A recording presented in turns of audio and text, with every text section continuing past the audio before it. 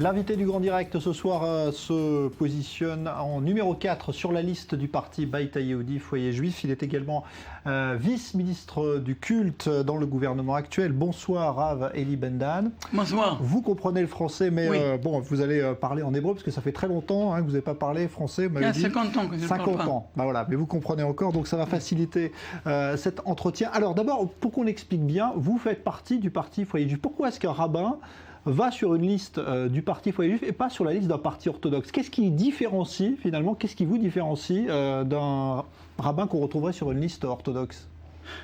Eh bien, le Foyer Juif est un parti qui rassemble et la Torah, mais aussi le peuple d'Israël et aussi la terre d'Israël. Donc les partis religieux sont des partis dont le contact avec la terre d'Israël ne sont pas suffisants. Aujourd'hui dans le pays, la terre d'Israël pour nous c'est sacré. Nous pensons que l'État d'Israël est sacré. L'État d'Israël est sacré. C'est quelque chose, c'est vrai que c'est un cadre, ça n'est pas du contenu, mais c'est un cadre dans lequel nous voulons ajouter des valeurs spirituelles et de Torah, et donc ça recevra une valeur bien plus grande. Ouais. Alors on a vu dans la dernière coalition qu'il était difficile de faire cohabiter votre parti, Foyer Juif, avec celui de Yair Lapid ou de Tzipi Livni. Il y a eu des problèmes parfois, notamment sur des questions religieuses. Est-ce que vous avez l'impression que la religion est en recul aujourd'hui en Israël ou pas? Écoutez, alors c'est vrai qu'il y a eu des conflits, mais d'un autre côté, nous avons réussi à faire beaucoup de choses. Nous avons réussi à promouvoir plusieurs sujets. Par exemple, nous avons donné la possibilité qu'une personne pourrait se marier partout. Avant, une personne ne pouvait se marier que là où elle habitait. Aujourd'hui, n'importe quel endroit en Israël. Nous avons aussi des programmes pour améliorer le sujet de la cacheroute, les sujets des cimetières.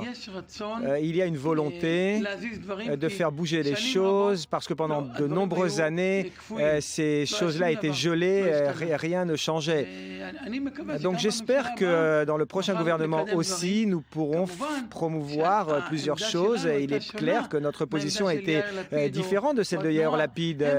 Il voulait faire trop de choses libérales, qui aurait provoqué en fait des dégâts, qui aurait amené à la destruction, une certaine destruction du rapport. Il faut comprendre que le pays, l'État est un État juif. Et en tant qu'État juif, il y a un rapport, une connexion entre le judaïsme et l'État.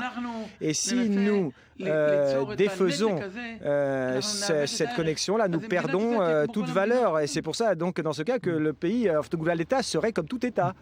Alors justement, est-ce qu'il n'y a pas une contradiction aujourd'hui lorsque Naftali Bennett dit nous ne voulons pas d'un État palestinien et de dire qu'Israël doit être un État juif? Est-ce que finalement, pour avoir un État juif, il ne faut pas un État palestinien à côté, obligatoirement? Non, ça n'a aucun rapport.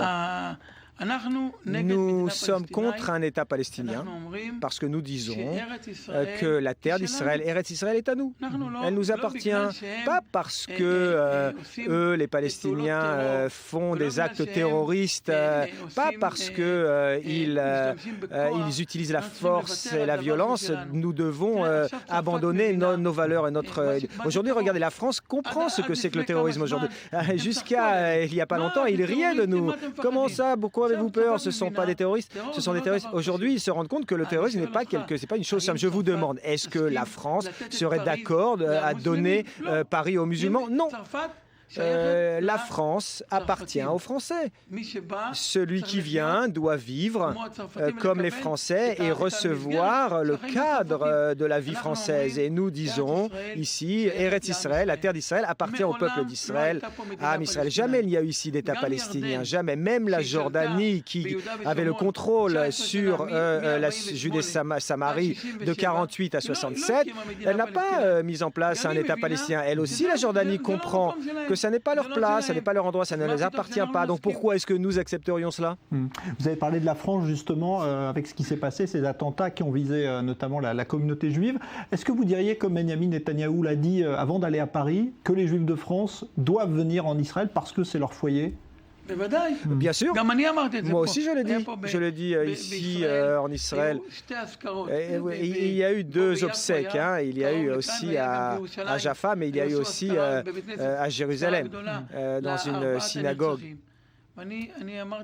Alors moi j'ai dit aux Juifs, regardez, chacun ne peut pas venir immédiatement, mais celui qui peut venir en Eretz Israël, en Israël, qu'il vienne ici. Il faut savoir, tout ici n'est pas rose, et aussi en Israël il y a des difficultés, mais en Israël c'est ton pays.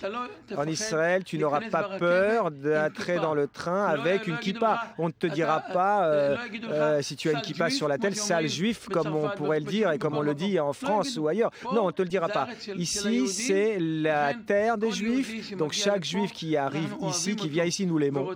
Nous voulons qu'il arrive, qu'il vienne ici, mais évidemment, tant qu'il reste en France, nous devons l'aider. Nous devons faire attention et essayer faire en sorte que la France l'aide. Alors il y a en ce moment aussi, on le voit dans le monde musulman, beaucoup de manifestations très violentes parfois parce qu'on a dessiné Mahomet, qu'on a fait des caricatures. Quelle est la position justement, vous en tant que rabbin là-dessus? Est-ce que vous trouvez que les musulmans ont raison de s'offusquer de ces dessins ou est-ce qu'il faut défendre la liberté d'expression là-dessus? Regardez, à notre grand regret, l'islam, c'est peut-être la religion la moins compréhensive. Si on fait une caricature, tout de suite, pour chaque caricature, tout de suite, ils attaquent, ils l'attaquent, ils l'agressent, etc. Moi, je crois que contre la religion juive aussi, on a fait beaucoup de choses. Je ne vous dirai pas, vous vous souvenez, en Allemagne, on a pris tous les livres et on les a brûlés. Il y a eu beaucoup de guerres contre les juifs. Mais les juifs dans le monde, ils n'ont pas dit celui qui pense que la Torah de notre prophète Moïse ou toutes ces choses-là ne sont pas compatibles avec lui. Nous n'avons pas pour cela essayé de le frapper. Non. Il faut être compréhensible et il faut laisser à chacun dans le monde dire ce qu'il veut tant qu'il respecte l'autre. Et ne le frappe pas, ne le touche pas. Et il est très dommage qu'aujourd'hui les pays européens commencent à comprendre quel est la dimension, le danger dans l'islam et chez les musulmans. Si c'était réveillé il y a plusieurs dizaines d'années, eh bien, et s'ils avaient compris où cela mènerait, eh bien, ils n'auraient certainement pas accepté tout ce processus et ouverture de portes des musulmans vers l'Europe. Alors, il nous reste juste 2 minutes, mais ça nous mène à parler tout cela, évidemment, de ce qui se passe sur le mont du Temple à Jérusalem. Les Juifs veulent y prier, certains Juifs veulent y prier, mais les musulmans ne l'acceptent pas. Est-ce que vous pensez que les Juifs doivent pouvoir prier sur le mont du Temple? Mais bien sûr, bien sûr. Regardez cette absurdité. Toute personne du monde entier, d'où que ce soit dans le monde, peut venir sur le mont du Temple et prier, mais d'un juif en Israël qui aille là-bas pour dire les Teilim, 2 minutes, 3 minutes, 4 minutes, c'est pas plus que cela. Et ça, c'est interdit? Comment? Mais où vivons-nous? Où vivons-nous? Le monde, c'est incompréhensible. Il n'est pas possible que le terrorisme ait le contrôle sur tout. Un juif qui veut aller sur le mont du Temple prier ne dérange pas. Voilà, je vais vous dire, moi je suis le ministre député des religions. Moi, je dis, il ne faut pas déranger la prière des musulmans. Personne ne doit les déranger, personne ne veut les toucher, personne ne veut les déranger, qu'ils continuent à prier. Mais le mont du Temple est grand, on peut y trouver un coin de côté où les Juifs pourraient y prier, pourquoi pas?